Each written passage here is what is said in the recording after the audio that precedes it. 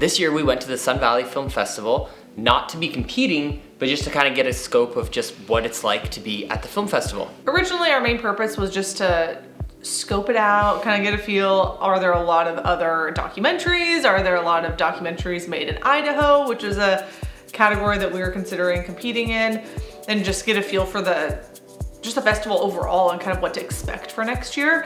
We had a blast. It was super fun, but it was very different than what I think we expected it to be. I think in my mind, I thought it would be a whole bunch of kind of like run and gun indie filmmakers, kind of like what we're doing, which is not like, I don't want to sell us short and say we're not doing a good job, but I didn't think it would be a lot of big budget productions, and it really felt like there was a whole lot of Nat Geo stuff, which was amazing, don't get me wrong, but these were like really big films. Like incredible films, like so good, and they're awesome to watch, but it's like, you spent millions of dollars on this, and we don't have millions of dollars to spend on this, unfortunately. Exactly. The thing that I could most closely relate was I think the shorts. So we went and saw a whole bunch of the shorts, including the Made in Idahos, and those ones felt much more like indie filmmaker, maybe smaller production.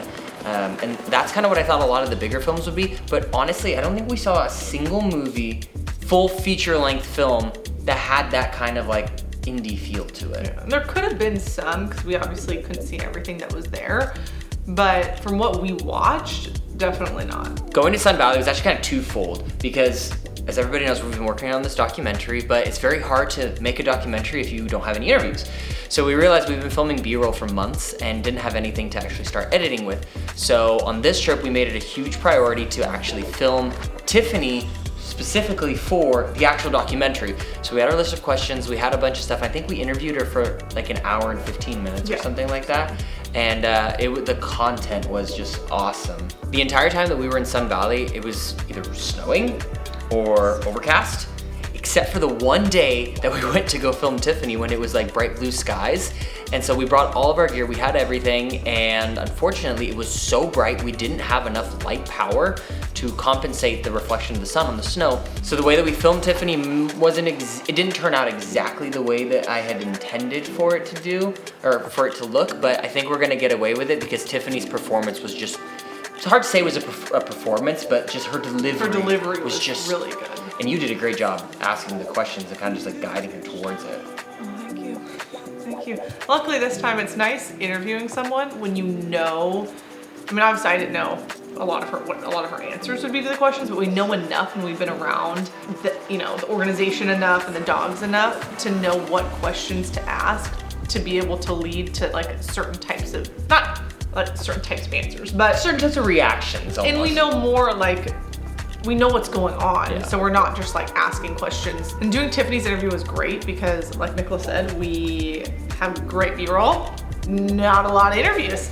So Tiffany's was like, okay, this is gonna be our main interview for the documentary and our most important one. So we got, we did that one, and now we are lining up all of the rest of the interviews for the documentary, and we'll be back next month for Unega's first annual, they're doing some races. So we're gonna help out with the races. It's a 5K, 10K, and half marathon. And then we're gonna hammer out some more interviews while we're there during that trip. And hopefully in the next month following, we can be completely done with the interviews so you can actually start the grueling process of piecing it all together. Yeah, I'm both excited and not very excited at all because it's gonna be a lot. Oh, it's gonna be overwhelming. But it'll be fun.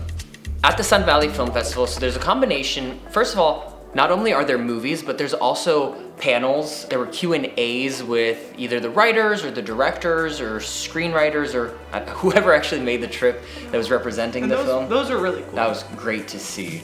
We were able to see Air before it hit the theaters.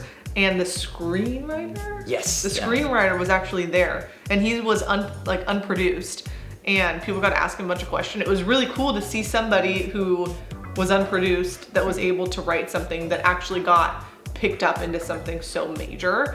And additionally, one of my favorite things that we actually got to do was Josh Brolin. For those who don't know, he played Thanos, and he's just been in, I know that's his one of his biggest roles, but he's been in a whole bunch of movies. He was actually an honoree at the Sun Valley Film Festival, and he had this coffee chat where I think it was like an hour or something like that, and they just asked him questions, and he was fielding questions from the live audience, and it was just really cool to get that close to literally a massive Hollywood star. So that was really cool. They also had a lot of events. So like a Prey, which was basically like a happy hour with food, which was, I mean, it was cool for us to see this time, but I think it'll be really cool when we go back next year because people haven't actually talked to us because we have a film, because all the name tags say like what level you are, so like which ticket you purchased, or if you're a filmmaker, and I'll say what the film is.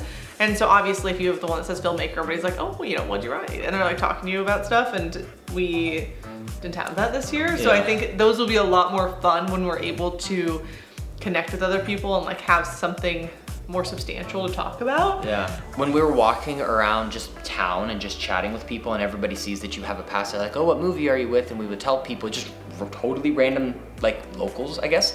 And we'd just be like, oh no, you know, we're not with the movie this year, we're coming next year. We're filming actually about the Unega Mountain Dog Rescue. I don't know if you guys are familiar. Everybody knew who they were. Yeah. So many people have heard the story of these white dogs. I think actually when we went to pick up our passes, one of the ladies that was checking us in is like, oh my God, I have been saying that this needs to be a movie for so long. And we're just like, wow, we literally just got here. We haven't seen anything or done anything, but I love the energy. So that was a really big feather in our cap. That was cool. We walked into this one store where we were early for a movie, so we were just walking around. We popped in this one store and we started talking to them. They asked about the passes. Yep. And this one lady, she was fired up about the dogs.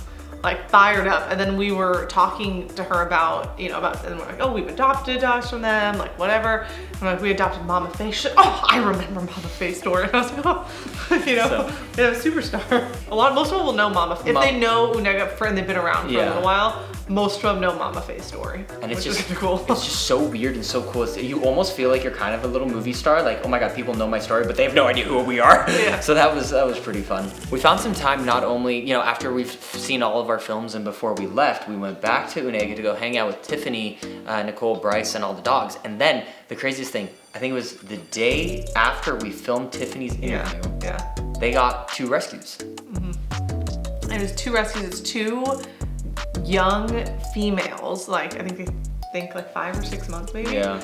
And they seem like Akbash mixes because they're smaller, but they are so friendly, which is insane. Strange for a lot of the rescues because normally in the beginning they're going to be fearful of people and all sorts of things, but not these 2 girls. We were trying to take photos because they're like, you know, we need like photos and stuff to post since they're you know, they're going to be adoptable as soon as we take them to the vet and make sure they're all, you know, up to date on everything and good to go.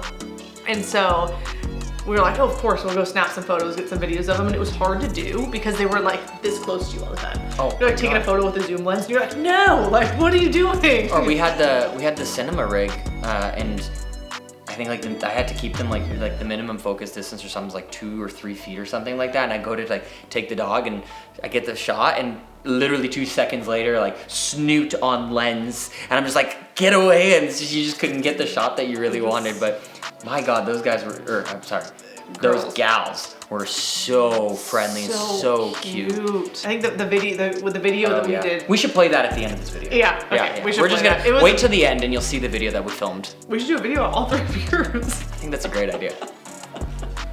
Or about our 3 peers. Our 3 peers. Our miniature peer. Our 65-pound miniature peer. Well, I guess that's all until next time, right? Yeah. Hopefully, going forward, we won't be putting 2 to 3 months between videos. I think the idea is to try and get this a little bit more regular. So let us know what you guys want to hear, what you want to see, and I think we should start just getting this a little bit more consistent. As always, thank you guys so much for liking these videos, commenting on these videos, and subscribing. It's awesome. We're sorry we've been slacking, but I promise we're gonna pick it up. Till next time. Sunny. You're the cutest thing in the world. Here's Bubba. Oh, hey, Boo. Ah, there you go, buddy.